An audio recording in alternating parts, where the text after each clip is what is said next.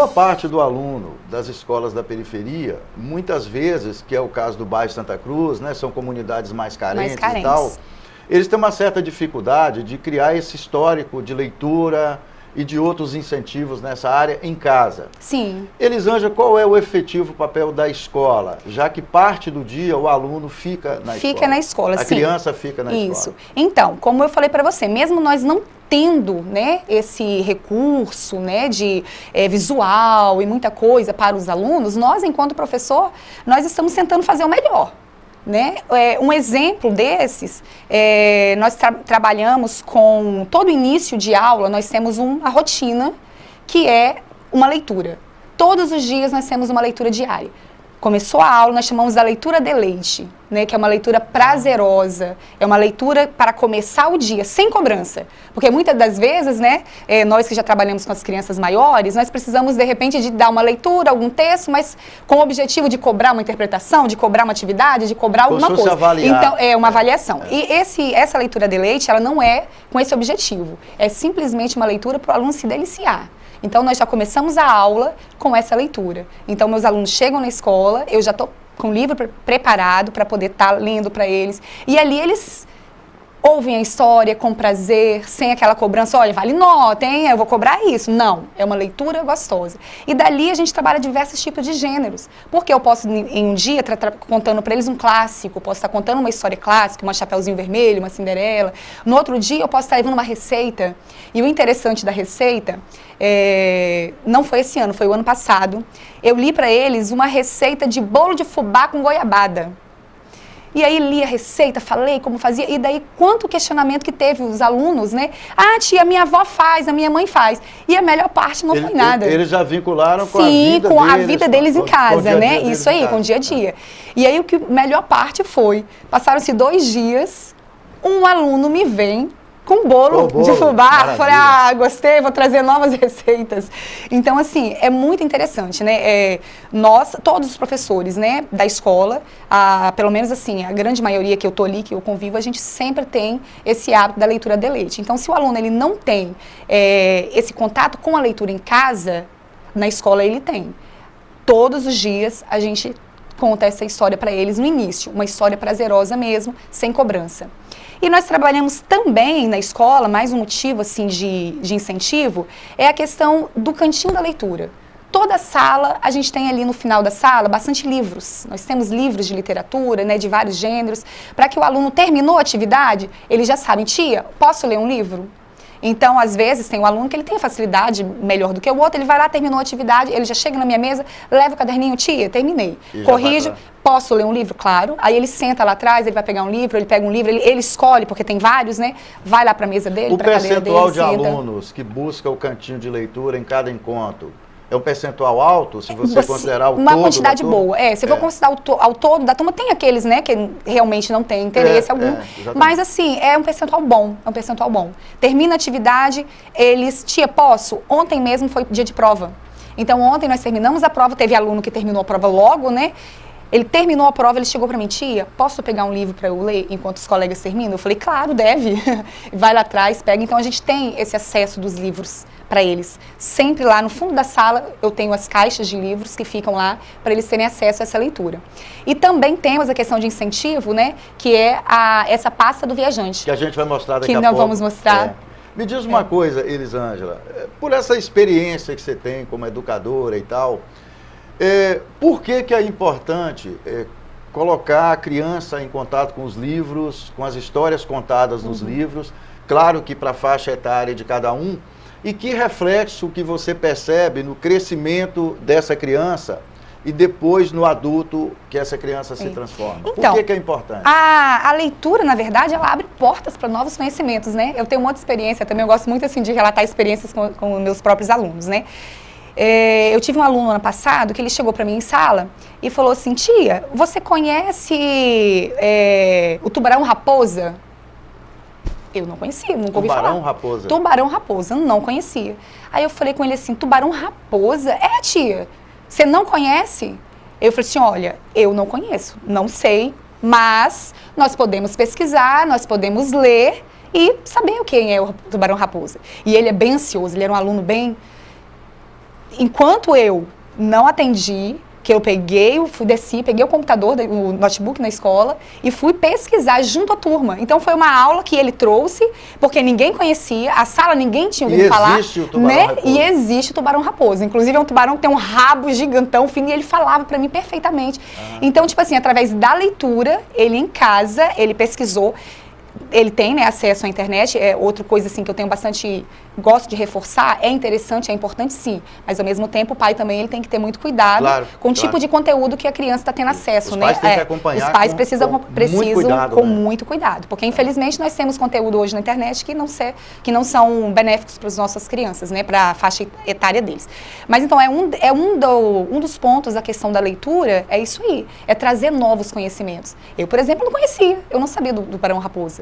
O meu aluno chegou lá, através de uma pesquisa, através de uma leitura dele, ele chegou para mim trazendo esse novo conhecimento, né? E daí a turma toda passou a conhecer, porque aí eu fui pesquisar, eu fui ler sobre, e aí nós fomos estudar sobre o tubarão-raposa, né? Quem é, como ele No caso da criança, Elisângela, é importante ele ter contato com esse mundo lúdico que a leitura proporciona para cada faixa etária?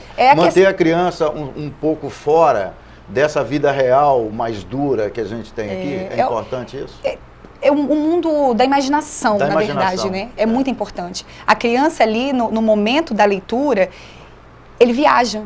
Né? Ele sai ali daquele momento, porque muitas vezes, muitos dos nossos alunos, no meu caso, que trabalham na periferia, são alunos que vivem situações muito tristes em casa. Eu sei. Né? Tem alunos que estão ali na escola, que é o momento de prazer que ele tenha na escola. Porque ele chega em casa, ele não tem mãe, ele não tem pai, ele é criado por uma avó e não tem cuidado nenhum. São crianças que ficam na rua. Às vezes os pais trabalham fora. Sim, ficam o dia todo fora e às vezes também não dão a devida atenção para eles mesmos. Então são crianças que eles têm esse momento prazeroso na escola. Então é na escola que nós precisamos dar para esse aluno esse momento de prazer, esse momento de alegria. Eu particularmente gosto muito de estar me caracterizando de personagens para contar uma história para eles, porque como nós estávamos falando, é diferente você pegar um livro, ler uma história, era uma vez, ali sem aquele entusiasmo, né? E você contar uma história. Você contar, você viver o personagem, você tá ali, a criança para, você olha os olhinhos assim, eu chego e fico brilhando. Você torna, né, a história real para ele. E o que eu acho engraçado, que lá na escola as meninas conhecem, eu tô desde 2012, né, na escola do Santa Cruz, já tem um certo tempo. E todo ano eu me visto a Emília, a Cinderela, a Branca de Neve, e todo ano as crianças ficam encantadas, sabem que sou eu, já me conhecem, mas todo ano elas ficam encantadas, porque elas gostam, a criança gosta, a criança precisa disso. A criança já vê no dia a dia deles, fora do contexto da escola, muita tristeza na realidade que nós temos ali no Santa Cruz, né? No meu bairro de trabalho.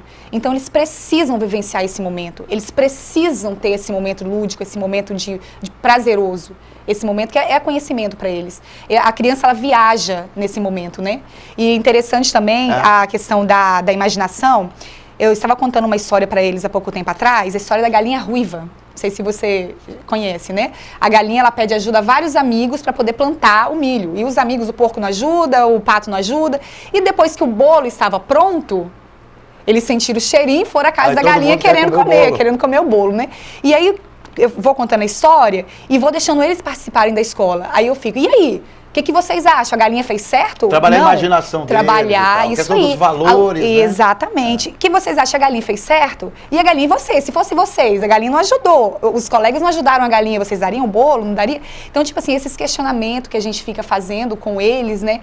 Então, assim, isso tudo ajuda muito. Sem contar que o aluno que lê, ele tem um vocabulário melhor, né? As palavras, a escrita, a produção de texto, que a gente cobra tanto a produção de texto, o aluno não sabe escrever, às vezes ele não sabe mesmo, ele não sabe nem palavras, base, né? Falta. Né? Então, a partir do momento da leitura, você vai desenvolver no aluno a oralidade, o aluno ele vai ter um vocabulário incomparável, né? E sem contar a escrita. A partir do momento que você começa a ler, você olha as palavras, como elas são escritas, viajante, é com J, né, com G, porque eu li.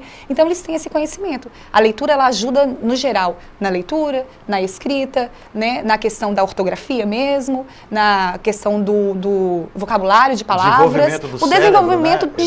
Geral. Então, assim, a leitura é a base. A leitura é a base.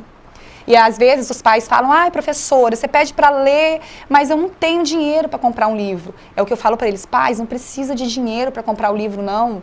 É igual nós estávamos conversando. Rótulos de produtos que você tem em casa, o pacote de café, o pacote de arroz que você compra, em casa tem. Pega lá pro seu filho os rótulos, vamos ler, toma a leiturinha deles ali. Então, assim, coisas simples. O importante é ter atenção. Porque só o fato de você sentar com seu filho, 5 minutos que seja, para fazer a leitura de uma bula de um remédio, ele está se sentindo importante. E fortalece, né? Uma outra coisa que a gente verifica aí, em uma série de estudos, a questão de afeto com os pais. Né? Com os pais, com os avós, com os cuidadores. Né? Que é esse projeto que você está aí. Exatamente. Aí pasta viajante, pasta viajante. Queria que você falasse então, essa pasta viajante, nós trabalhamos mais essa questão do afeto também. Por quê?